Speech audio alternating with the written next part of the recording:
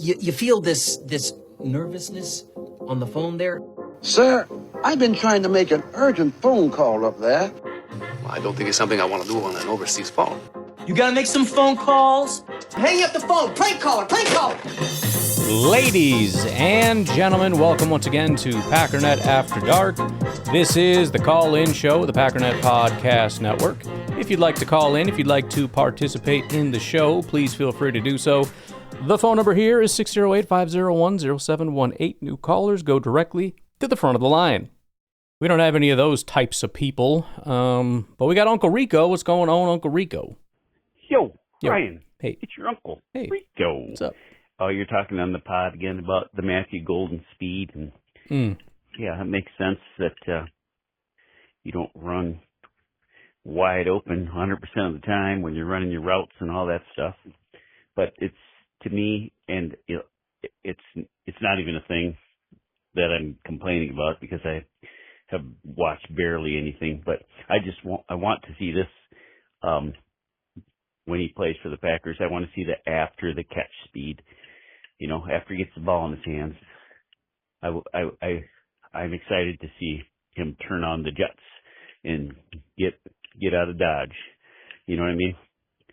That kind of speed. That's what I'm excited about. So, not like I said, I'm not saying he has or hasn't got it, or he can or can't do it, or I'll be happy even if he doesn't do it. But it'll be cool if he has that. That'll be cool. All right, Ted. Rico out. Yeah, I was talking to a draft hobbyist over on the Twitters. He's been sending me some stuff. He found me a timestamp that he wanted me to go check out, which I'm going to do. I think got a little bit of time today. I don't know. I still need to make 2 videos. I'm behind on that. I kind of just, I was like, oh man, I don't know if I have the stamina to get through these last 2, but I got to watch our last 2 guys make some videos, and then I want to put it all together and make one mashup for our draft class. Would be pretty cool. But what I'd like to do is go watch Golden for the 75th time and just watch every instance where in my mind he's running full speed and just see what it looks like, just to see, and then put it out there and be like, this is it. What are we thinking here? Maybe I won't do that because it doesn't matter, and I don't want to spend so much time. But it's the thing is, I'm not whining. I want to find that I'm wrong. That's the main thing. And then if I'm not, I just want everybody else to look at it and be like, am I freaking crazy? Or what am I? Which I know I'm not, because when any analyst out there is talking about it, the first thing they say is he ran 4.29, although you don't see it on the field. I mean, it's not a big secret. But it is just confusing because, again, it's not like, well, he doesn't run 4.29. He looks like he runs like a 4.35 or something. Not that I could freaking tell the difference. But, I mean, his speed on the field looks to me no different than anybody in the mid 4.4s. He doesn't look slow, but he looks the same speed as every corner in college football. Let's put it that way. So it's just odd to me, and I don't get it. And maybe this is a relatively common thing, and I just am obsessed because he's a Packer now, and I want an answer because it's a big deal if he's like that fast. Again, and even if he's not, I still think he's a good receiver. Like I said, when I came around to Matthew Golden, that was before he ran his 40 time, so I get it as just a receiver. But that 4.29 is a big deal. If you're telling me he's like Christian Watson speed, but also is just a really good receiver, like a number 1 type of guy, that's freaking massive. But I'm trying not to get my hopes up, while at the same time trying to get people to convince me that I should get my hopes up. Does that kind of make sense? I guess that's where I'm at in my life. Hey Ryan, it's Drew from Green Bay. Yo. I was catching up on some of your podcasts, and I really fell in love with the Packernet After Dark. So I've been listening to like every Packernet After Dark, and then I had to do the dishes and stuff, and so every time I have like something extra to do, I catch up on the regular ones. So I'm a little behind the regular ones, so I got to the Brinson one, and I had no idea what an Orbeez was. So I had to Google it. I got kids, man, so I know some weird stuff. And I found this video from like a year ago that basically says it was like apparently a community game where everybody was involved with like some people would drive around with them and like hop out and they'd see other people with the guns and they'd just go start shooting them. Yeah. And like people, It's like what kids do for fun anyways, except it's significantly less dangerous. You know, it's like, did you ever have those psycho friends? It's one of the problems of like growing up as a boy when you're not like one of those psycho boys who's like, let's punch and kick and kill each other. And it's like, I don't know, dude. I kind of want to play video games. I don't really want you to give me a black eye. It's freaking weird. You know what I mean? But the kids would have like BB guns and they're like, let's have a BB gun fight. It's like, that's going to freaking hurt. Are you out of your freaking mind? Or shooting bottle rockets at each other. Didn't like those games very much. I didn't find that fun. I remember my brother in the car, he play all those games where it's like slug bug, you punch each other. And he find one and he hit me and I'm like, ow. And he's like, come on, man, play. I'm like, why would I want you to punch me in the eye? I don't understand this. And he's like, you can punch me back. I'm like, why do I want to punch you? I don't understand the motivation here. I don't want to hit you, and I definitely don't want to be hit. This is the best you can come up with. I was over here. Do you understand what I was doing out my window? My finger is a rocket launcher, okay? And I am like blowing stuff out of the sky. This is back when you didn't have like iPads and everything else in the car. You had to find things to do. But yeah, I'm out here like shooting down, like, dude, I'm going to blow up that freaking bird right there, or an airplane. Bubba, like I'm having a good time, and you want to play Let's Punch Each Other. I don't freaking understand. I don't get it, It's like very common boy stuff, and whatever that freaking gene is, it's like, you can call it soft if you want. Intellectually, I never understood the point. How is this the best thing we can come up with? We have a basketball hoop right there. We can play basketball. We can play football. I mean, there's physicality involved in some sports. I mean, we play hockey, and I was a freaking goalie. That hurts. But at least I'm playing hockey. This is just, how about we take away all the games and we just hurt each other? Like, it's crazy. I don't understand that. But anyways, yeah, we're talking Orbeez now. Oh no. This is like one step up from like guns that shoot bubbles or squirt guns. And I'm not necessarily, some of these squirt guns are like high powered. I don't know that the Orbeez would be worse than a squirt gun. Don't necessarily know each other, apparently. They're just like a part of the game. Like everybody in the community is a part of the game. Yeah, sounds awesome. And the police department said that like you have to be careful, and it said it was getting dangerous. That was like the title of it. And then they're like, you could go up to the wrong person and they could respond. I mean, that is fair. Like that, you're in the wrong neighborhood and you go pull a gun. Like even as a cop, that's the thing. Like as a cop, I could understand saying that, because I binge watch body cam videos 24/7.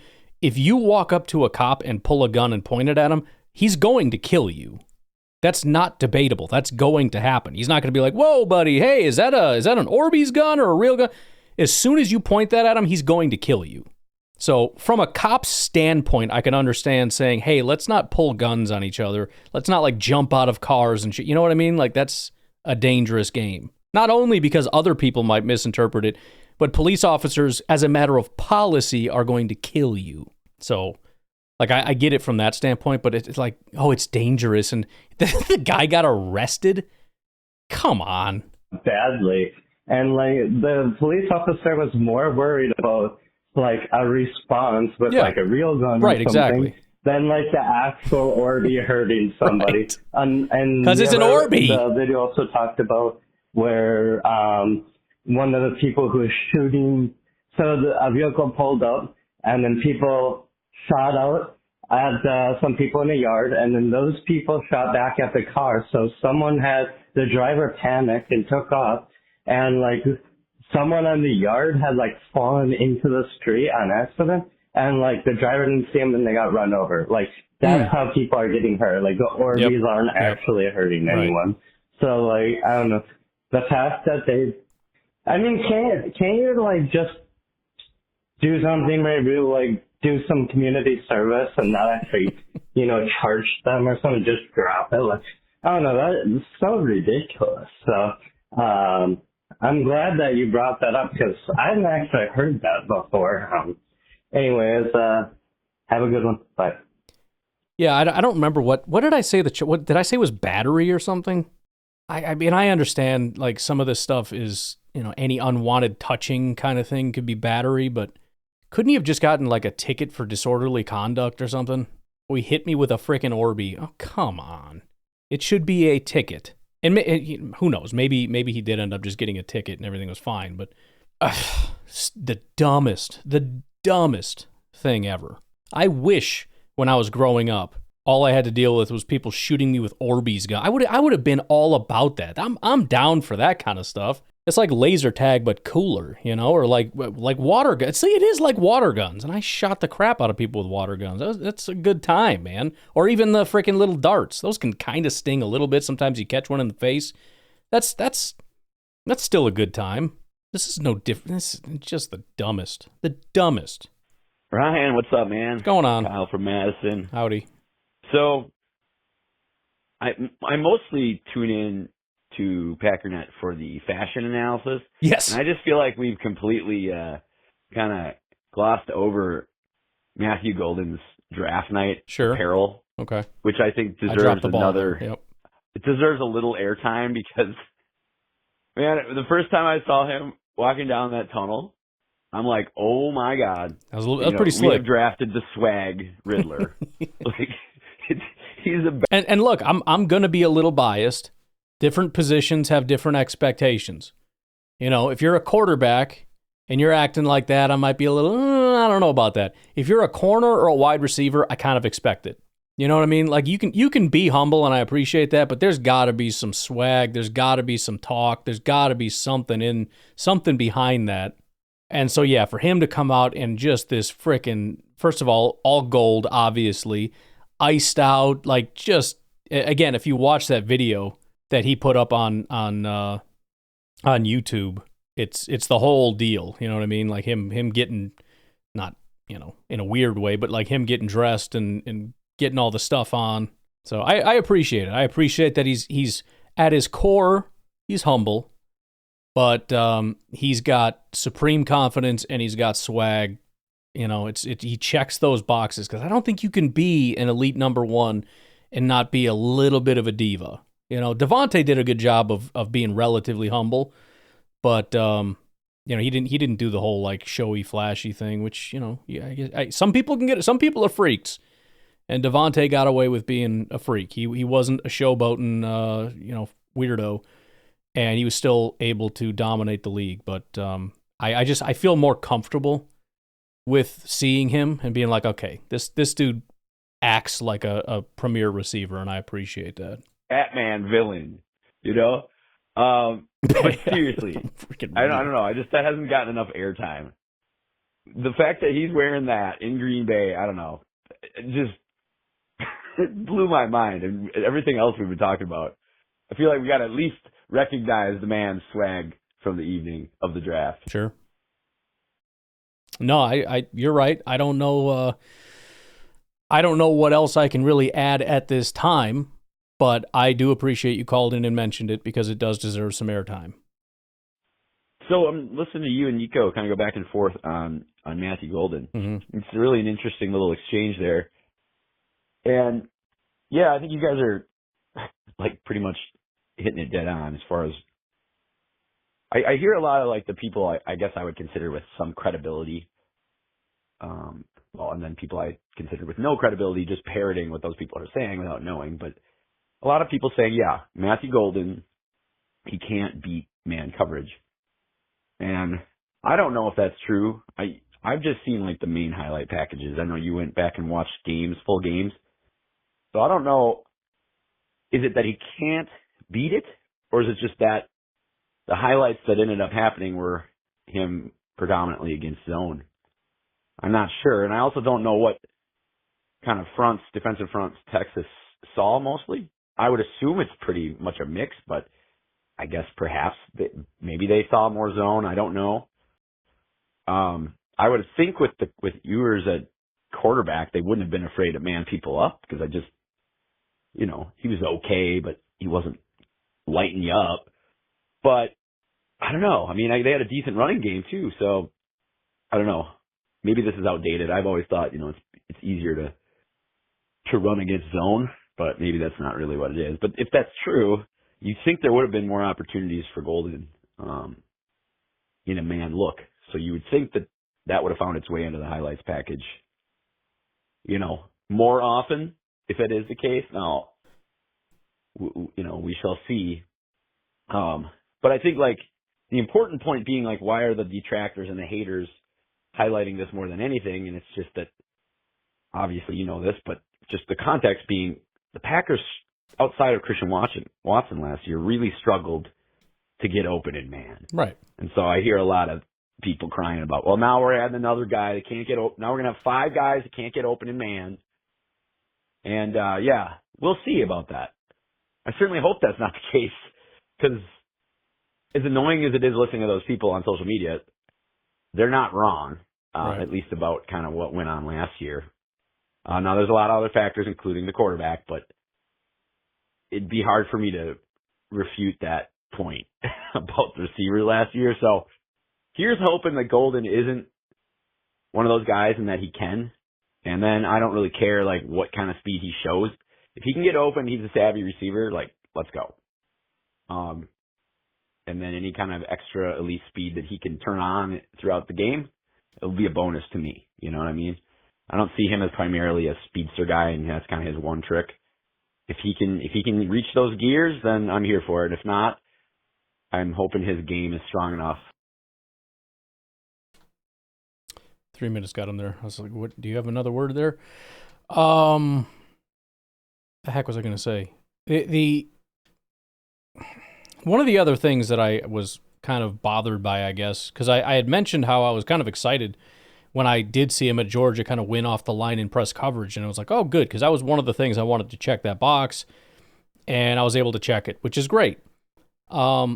The issue is I was surprised how often they seemed unafraid to play up on Matthew Golden. Usually you don't want to do that with a guy that's super fast. And the fact that they pressed him, and it's great that he could win off the line, but the idea being you win off the line, if you have that speed and he doesn't get his hands on you, he's cooked. And that didn't happen. And it's like, okay, that's concerning. But, again, I mean, whether or not he can win man, I mean, part of that is going to come down to the route running, and I think he does kind of excel in that regard. And, the speed will just kind of answer itself once he gets in. I mean, he's either going to have it or he's not. But again, I'm just not I'm not going to base my evaluation of him based on speed. I'm going to assume he just doesn't have game speed, and I'm going to leave it at that until it's proven wrong, at which point I will be delighted. I hate to interrupt your flow here, Kyle. You got one more call coming in, but we've only got a handful of calls after you, and we haven't taken a break yet, so why don't we go ahead and do that, and we'll get to part 3 for Kyle here.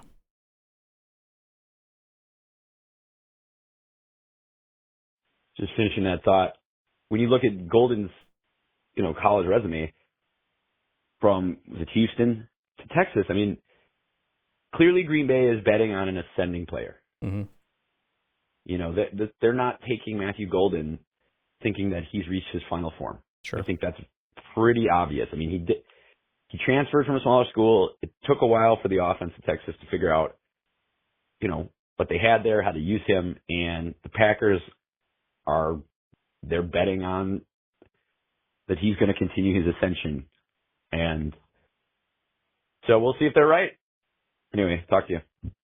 Yeah, and I'm thinking that there is some baseline talent there already where he's pretty NFL ready so that he should be able to get on the field and produce right away. And Gutekunst has kind of talked about that with receivers where, usually you're looking at years 2 and 3 for them to take off. But with receivers, especially lately with the 7-on-7s and everything, they come in pretty experienced.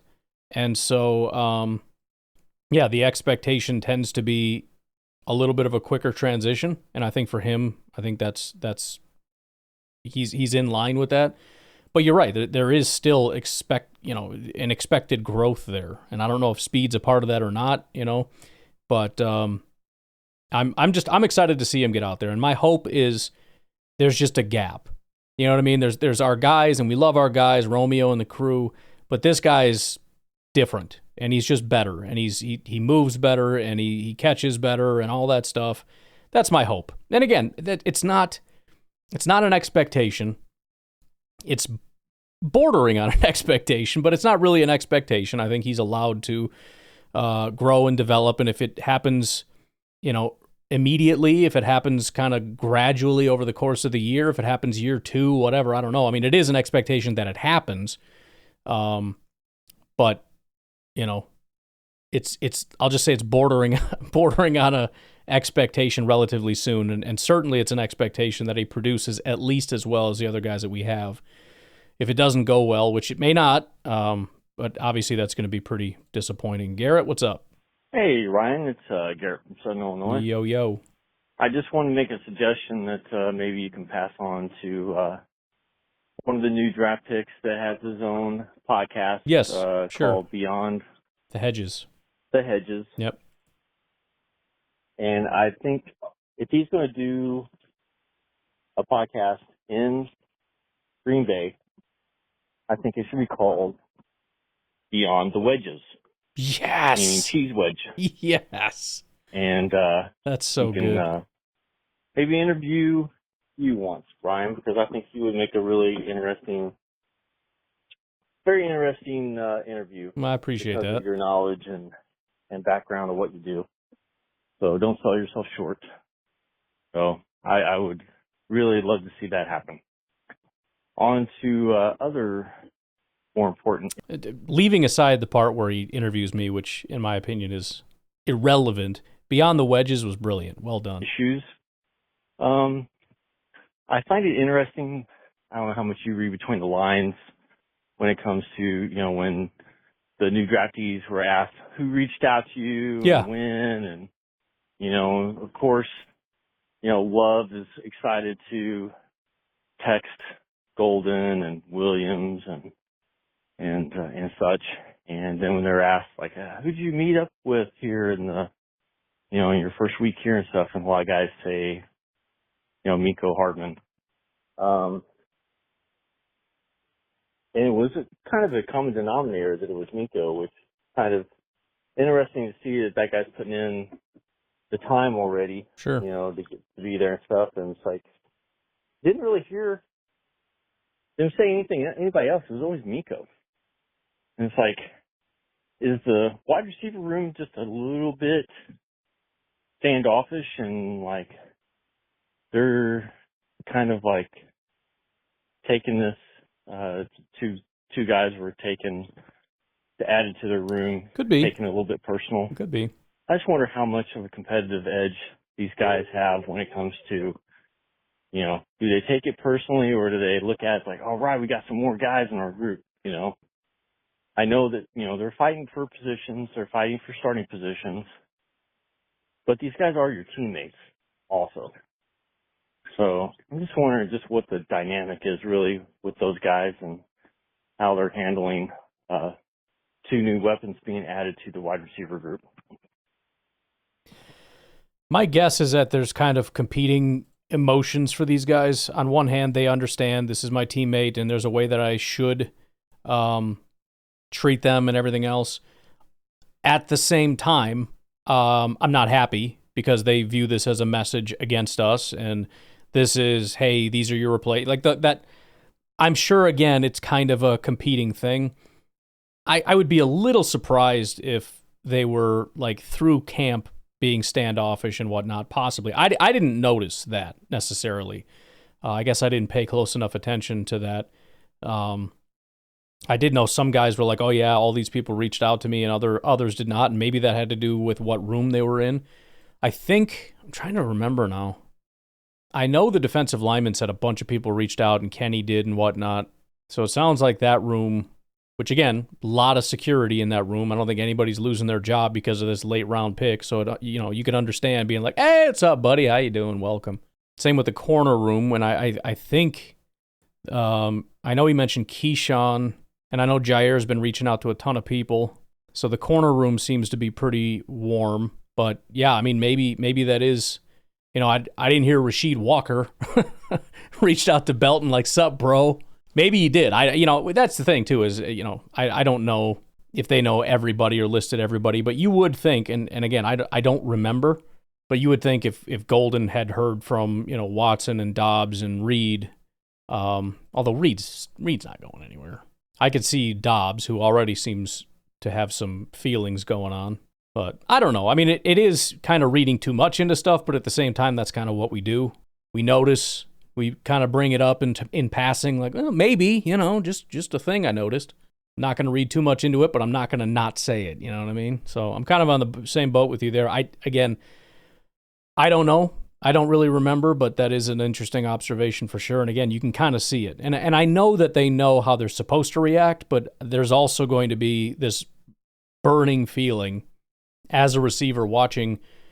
In the first round, they take a receiver, and then they go back and get a receiver, and it's like, boy, we had a lot of needs there, and it turns out this is the one. And again, that's not really the reality. There were universes where corners or something else could have gone. It is somewhat of a how the board fell kind of a deal. But first of all, there is an element of need, and there's also going to, regardless of the situation, be some frustration from the receivers who take it as a direct message. Hi, this is Nico. Yo. Just out tooling around and listening to the podcast about the defensive guy from Georgia. Sure. Who thought of the name Pack Dogs. Yep. So I kind of think that's better. Because if you say dog pack, I think it kind of de-emphasizes the word pack. Because then it's just a pack of dogs. But if you say pack dog, it sort of emphasizes the word, the Packers. I don't know. Right, but that's kind of my problem because it becomes less of a play on words. What is a pack dog? It's not a thing. It's like saying we're Packers dogs. Like, okay. Be like if somebody if a bunch of people came over from the Steelers in a free agency class and they're like, we're the Pack Steelers because Pack and Steelers, like, yeah. Like, pack dog doesn't mean anything is the problem. It's kind of like when I try to explain to my kids how jokes work. And basically, jokes are just things where something has a double meaning and it's a play on words. And then they're like, let me tell you a joke. And they just come up with something off the top of it. What did the spoon say to the foot? What? You're a spoon foot. Okay. That's a good one. To me, that's like pack dog. We're pack dogs. We're Packers dogs. Like, I get the two words, but I'm saying it's stupid and it doesn't fit. Like, they're just two random words next to each other. If you say dog pack, it works because there is such a thing as a dog pack. It's a pack of dogs. But also, dog as in Georgia and pack as in Packers. So you got the two things and they come together. Pack dogs, and it doesn't flow for me. We're pack dogs. Like, okay. And I get wanting dogs at the end so you can be like, no, we're dogs or something, but it still doesn't work for me. It doesn't work. Sorry. Doesn't work. I mean, I guess it's good both either way. No, just one way. But yeah, I kind of like it the way he has it. Nope. But also I was don't ever call slightly back. triggered by that episode because he shot those people with those little Orbeez, and one time someone threw a boba ball at me, and I tell you, I don't know how. Somehow I made it through. So hopefully the guy that charged, said he got assaulted by the Orbeez. Hopefully his life doesn't turn into shambles like mine did. Okay. Anyways, you said you needed some calls because you're running kind of low. So yeah. Out, brother. Appreciate you. You have a great one. Thank you. Go Pack, go. Go Pack, go. And I'm glad that you did call because honestly, if Garrett didn't just bring in these two calls, I wasn't going to do a call today. We had 7, and I'm like, that's just not enough. And then it went to 8, and I'm like, oh, Garrett brought in 8. I'm like, we could probably do 8. And then a 9th call came in. I'm like, all right, I guess we're doing it. So here we go. With that, let's take a break. We got Drew from Green Bay and 2 Garretts. We'll be right back.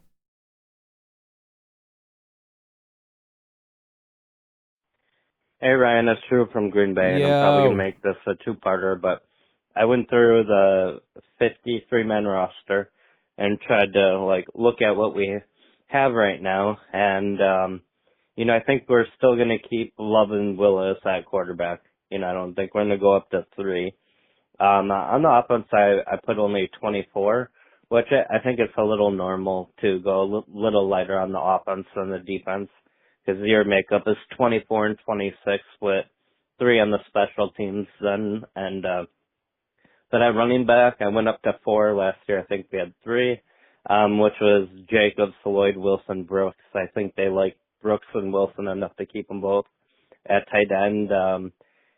I was going to put 4, but we've been going with 3, so I went Kraft, Musgrave, and then you're left with Sims or Fitzpatrick. Mm-hmm. And then wide receiver, you have, basically I said, keep our wide receivers up until Wicks, and then cut Hardman, Heath, and Melton, and try to get them on the practice squad. Obviously, that's putting Watson on the IR.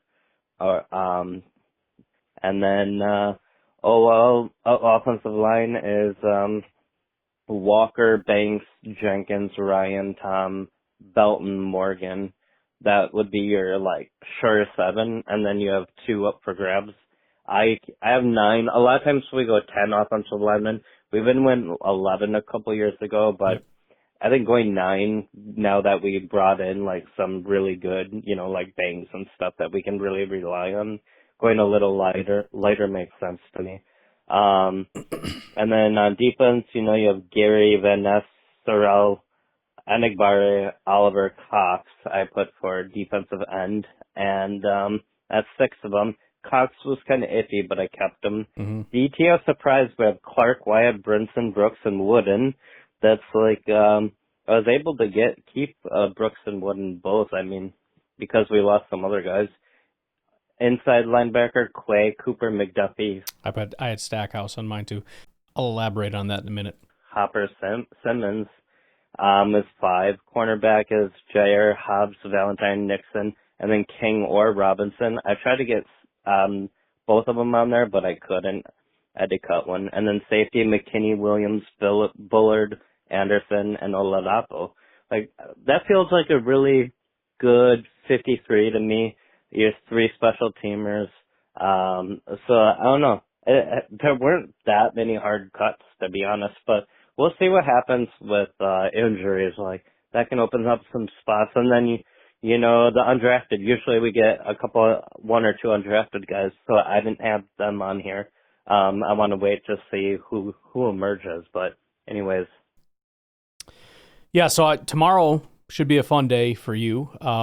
I'm not going to elaborate too much today, but I did kind of impromptu a 53. It wasn't really my intention. My initial intention was to just sort of step back and look at the roster as it is, the 89, I believe, guys that we have currently on the roster. And that kind of just evolved into, looking at how many we usually bring on. And then, okay, well, if we did the max for each, what would that look like? Who's kind of on the outs? And I was like, well, we're only 7 away from doing a 53, so let's cut 7 and see what's left. So essentially, we do a 53-man roster tomorrow, as well as just kind of, again, a general overview of our current 2025 team. But again, if you're curious what my 53 looks like, you'll find out tomorrow. Didn't do a ton of thinking into the actual 53 construction outside of the numbers, but you'll get an idea of my initial thoughts, I suppose. Hey, Ryan. Happy Cinco de Mayo. Hey-o. I always remember Cinco de Mayo because that was the day that I asked my wife to marry me. So wow, you better not. Kind of like an engagement. That's freaking brilliant. That's. I don't know if you did that on purpose or if it was impromptu, but it just dawned on me now, guys, if you're kind of in that realm, you're thinking about popping the question, wait until a day that you're going to remember. You know what I mean? Cinco de Mayo.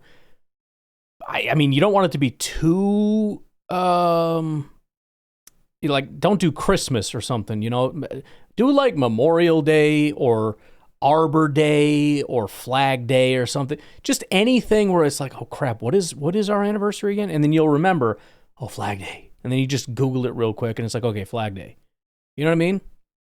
That's a good idea. Make sure, and again, it could be anything. Find a National Oreo Day or something stupid. Taco Day, International Taco Day. Something. It's kind of like a password. It doesn't matter what it is as long as it's something that you can remember. Just popping the question on a random day is a stupid decision. It's a rookie move, and we all do it. And Garrett is a frickin' genius and an innovator and an icon. Anniversary, and it's easy to remember. Yep. So Doggone we always it all. celebrate with friends on Cinco de Mayo, our engagement anniversary. So to all you guys out there, plan your significant dates. See? On other significant dates so you don't forget. That's what I'm saying, Just a word of, wisdom there. No, you got it. Anyways, right. Ryan, all this talk about Jair and the questions, is he still going? Is he coming back? I know I made a call back probably a week and a half ago, right before it actually dropped that there was a chance that he might be restructuring a deal with Green Bay. Mm-hmm. I was optimistic that there might be a return of Jair, and I still kind of feel that way because if he was going to get traded, I know that there's still a chance all the way up until the season begins, and they don't have to worry about paying him anything. But I truly believe that if it's between him and Goody, and it's not between him and the players, I think they can work past that. I think that there's something where they can meet in the middle and work this out. So it still didn't change my kind of excitement for that undrafted free agent that they got. That just looks like he's superhuman. Mm-hmm. Somebody else was talking about that just the other day about comparing his numbers to a couple other players that were drafted way ahead of him. One in the first round and another one maybe in the fourth round. And one was the safety drafted by Baltimore, and I can't remember the other guy. Forgive me for not remembering, but his numbers were very, very comparable all across the board. Tackles, the defense, the PFF scores for him was surprisingly very, very good compared to these other guys that were drafted first and fourth rounds. And they actually compared him to like another set of guys also, and he actually was even better than them. These were guys picked in the third and fourth. So I'm encouraged by that. I think they may have found a diamond in the rough that potentially could be somebody that makes the team. So there isn't too many undrafted free agents that we really lock on to that this is. Yeah, and if you think of who they are, be sure to send it to me. I'd be interested in looking at that. But I'm excited. When I went through the 53, especially on the defensive side, when I looked at the final construction, it was like, I like this group. Not so much the corners, but starting with defensive tackle. And again, I went straight down to, so it was, you got Kenny and Wyatt, you got Brooks and Wooden, and then I had Stackhouse. How do I remember Stackhouse and not the guy we drafted? Brinson, right? Yeah, Warren Brinson. So that was and it's like, I love that group. And then the edges were, I probably have it right in front of me, but I'm going off the top of my head. Rashawn, Lucas Van Ness, Kingsley, and Barron, and then Brenton Cox, I think. Whatever it is, I remember looking at it and going, I'm excited about this group, man. I really am, and that's kind of the construction that I felt like was going to make it. Doesn't mean it's going to, but I was pretty excited about it. Okay, Cinco de Mayo Part 2. Okay. I know you had said that you just got done watching The Shining, and it's kind of a once-a-year kind of deal. Yeah. Well, my once-a-year tradition has developed into watching Nacho Libre. I've never seen it. Cinco de Mayo. And I don't remember who did it. It might have been my dad or something, but there was somebody made a Nacho Libre and like put my face on it. And I think that was my Facebook profile for like a really long time. Just me as Nacho Libre. My dad thought it was the funniest freaking thing he'd ever seen in his life. But anyways, that's the only thing I think of with not. I've never seen the movie though. You don't think that movie's funny? There's something wrong with you. I should watch it. There's a lot to find to be funny in that movie. So I think maybe it helps if you're a fan of, the characters in it and people that are starring in it. So sure. I was always a big fan of School of Rock, and so Jack Black, sure. This one just kind of naturally grew on me. But the more you watch it, the funnier it gets, and that's how Nacho Libre works out. That's how Cinco de Mayo works. Just a movie maybe to suggest, and it's a movie you can watch with your whole family, Ryan. So the whole family can watch this. That's good. Because it is just that kind of funny, and it's a good movie. I don't know. Sounds Sounds like something I might do. What? Oh, you know what we were just saying we need to watch with the kids, which I was surprised. My wife suggested it, and she's very protective of what they watch and whatever.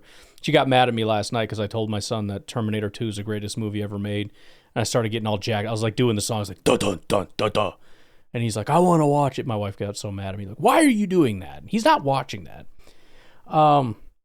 But she came up with the idea. She's like, you know what we should watch with the kids is, oh, my brain is so good all the time. Napoleon Dynamite. And I was like, what? How do you want? And she's like, it's like a clean. And I started thinking about it. I'm like, oh yeah, there's nothing bad in that, is there? I even told her, I was like, yeah, I think the worst thing they say in there is, your mom goes to college, which is like my favorite line in any. That is such a good movie. That might be a twice a year movie for me, man. It's an incredibly good movie, Napoleon Dynamite. Holy crap. Your mom goes to college.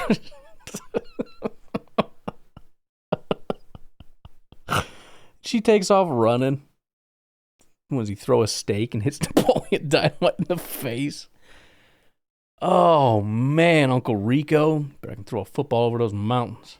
We should watch that like tonight with the kids. That is such a good movie. Calling Tina a fat lard. Maybe that's the worst thing they say in that movie. Eat your dinner, you fat lard. Anyways, we got an impromptu. Garrett's calling in as we go here. So we got another Garrett. Garrett, what's up? These are live calls. Okay, Ryan, you had just mentioned that people who are already thinking about the 2026 draft are psychotic. Yeah. And I guess you're just going to have to call me Dr. Psychotic. I will call you that, maybe. That's how my brain tends to work a little bit. I saw, what's his name? Ian something. I really like him. Obviously, Jake is phenomenal, but Ian does a very good job. I think Pro Football Network, I'm not sure, but he was starting to do some 2026 stuff and talking about Alar and some other stuff, and I was like, it's kind of getting me going a little bit here. You look ahead that far, and I know that 99%. By the way, are you in my Facebook group?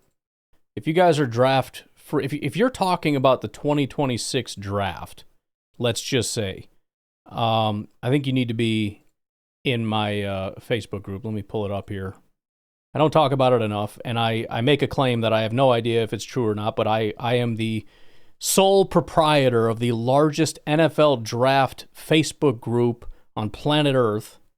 The name of the group is NFL Mock Draft, NFL Draft Fanatics, 28,000 members. It is just the angriest people you'll ever meet in your life. NFL draft people are psychos, but I love them. And basically, you just get in here, you drop a mock draft, and everyone tells you why you're an idiot. In fact, I'm looking through right now. It's usually just mock drafts. Obviously, the draft is over. Now it's mostly making fun of Shedeur, it seems. Trade alert, Walmart has traded up in the draft, sending 2 fifth-round picks to IKEA in order to select Shedeur Sanders. And of course, AI doing some work over here. He's got a little Shedeur name tag with a Walmart thing. I love AI. People dropping draft grades, another Shedeur Sanders thing.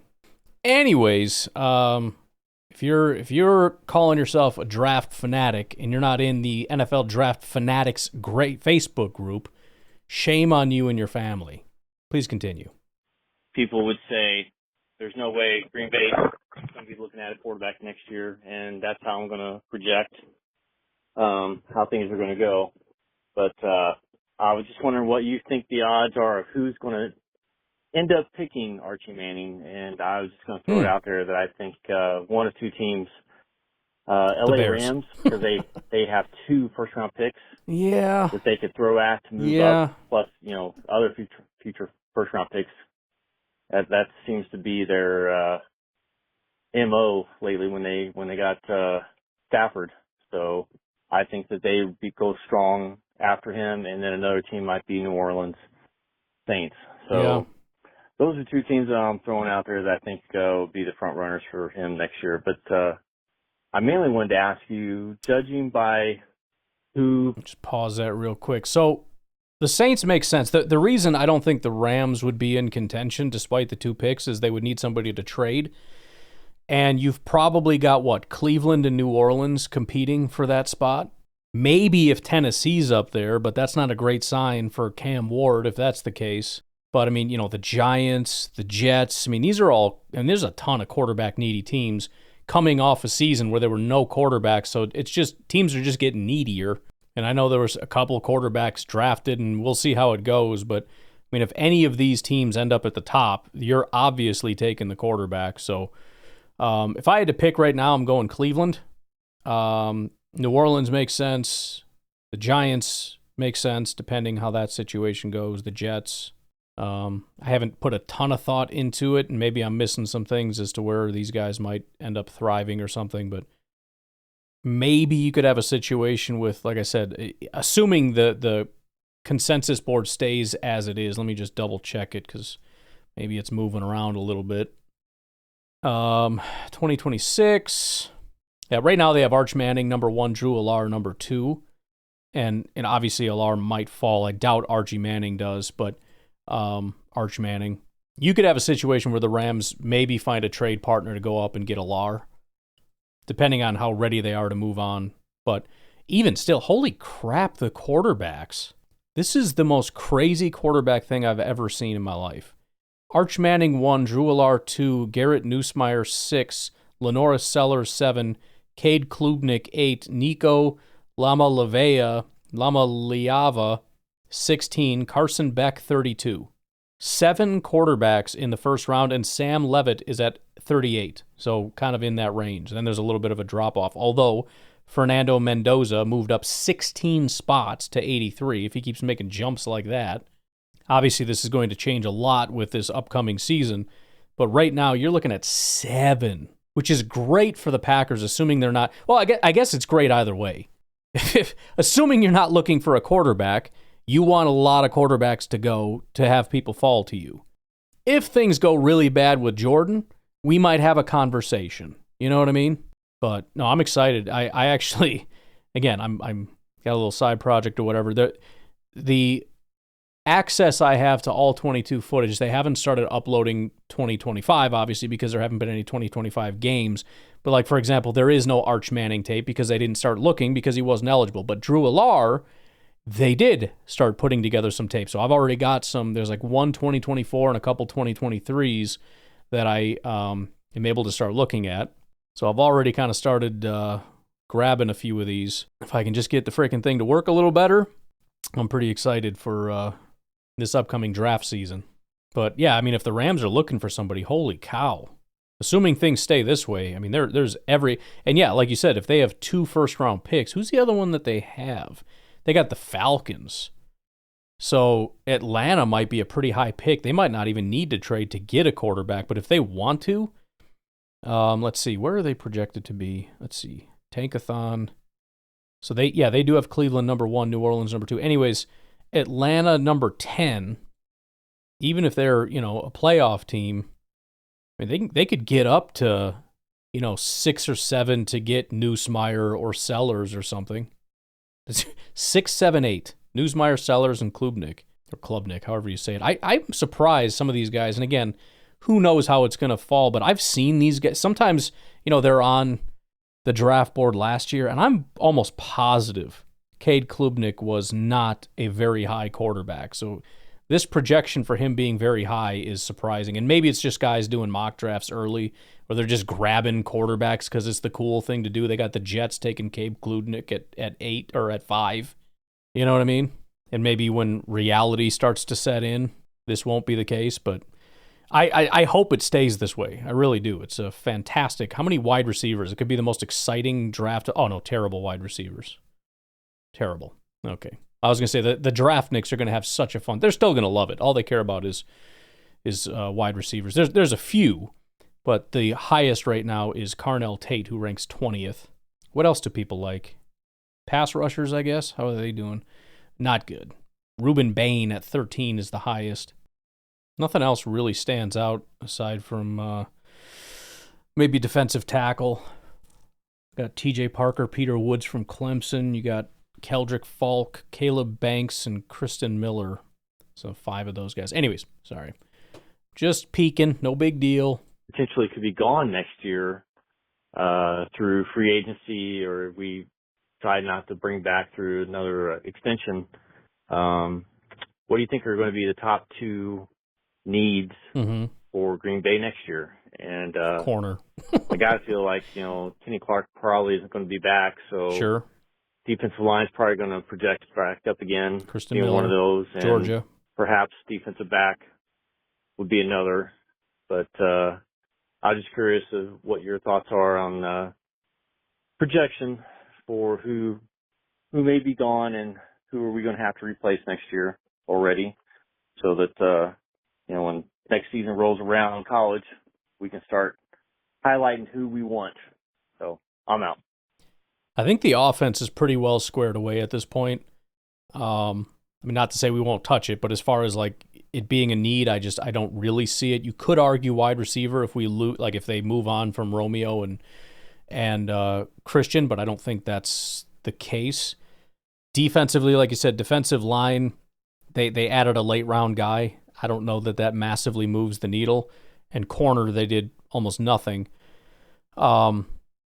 Defensive line, like I said, pretty solid group. As of right now, there's 5 potential first-round guys, and just looking you right in the face, at 26 is Kristen Miller, a defensive lineman out of Georgia. So, again, I'm sure that's going to change, but otherwise you got Caleb Banks out of Florida and some other guys. And then corner, also not terrible, assuming we win the Super Bowl. At 34 is Jalen Kilgore, cornerback out of South Carolina. Malik Muhammad, cornerback out of Texas, is at 24. And Avion Terrell, cornerback out of Clemson, is at 23. Or at 15, the top guy currently is Jermod McCoy, cornerback out of Tennessee. That would be my thought as of today. Safety is still a pretty loaded group. Edge, if LVN is just not it, and, Rashawn is kind of getting toward the end, that could be something to consider. And there's a decent amount like in the 20s. So, again, it's not a good top-end group with Ruben Bain at the top, but Danny Dennis Sutton, edge rusher out of Penn State, is 21. Matayo Uigalele. It's very similar to like Uiagalele, but that's not it. It's Uigalele, I believe. Edge out of Oregon. LT Overton, edge out of Alabama. Kind of late first-round guys, and that's really all there are. So edge, defensive tackle, corner, potentially, depending on how things pan out. I do think defensive tackle and corner are probably going to be things no matter what. I don't think Brooks and Wooden are going to... They're fine as backups, but I don't know that they're ever going to really step into anything. And I like Wyatt for what he is, but if we say Wyatt is just a pass rusher, Kenny's on the way out, Brooks and Wooden are backups, we'll see what our, I believe, 5th-round pick can bring. But I still think the need for maybe some top-end talent might still be there for defensive line. And corner, corner is the biggest one. I don't see a scenario where we're okay at corner. I just don't. The best-case scenario I can see is it's fine because our coaches do such a phenomenal job of protecting them. I don't even care about that argument. I still want good corners. And I don't mean to be harsh on the guys that we have, but, Valentine is... he's the kind of guy he's a really high-end backup or a low-end starter, in my opinion. And for a 7th-round pick, he is an absolute home run. I'm not, it's a phenomenal pick, but I'm not hinging our team on that. And corner is a premium position. If we don't have Jair, we don't have a premium guy. Keyshawn is okay. Valentine is okay. Hobbs is okay. It's like a slightly worse situation than what our wide receiver group was. Like, you take that group and you go, we still just don't have that top-end guy. Take that down a half a step, and that's kind of our cornerback group. I don't think anybody's terrible, but I would just really like to have a top-end guy. I wish, and we'll see, it may change. I wish it was a little bit heavier corner class. Not that we're going to end up with a number 2 pick anyways, and if we do, quarterback, here we come. But, we'll see. We'll see how she goes. Number 1 would be corner. In fact, the projection here, I'm just seeing this, number 59, of course, out of Georgia, Dalen Everett, cornerback out of Georgia, is projected to the Packers at 23 on the consensus big board here. So there you go. 23 is a lie anyways. Takario Davis is a sweet name out of Arizona. That'd be a good one. Just based on his name, But anywho, appreciate all the calls. We are all caught up, so we'll see if you guys are feeling ravenous enough to get in enough calls for tomorrow. Otherwise, I'll talk to you when I talk to you. Have a good one. Bye-bye.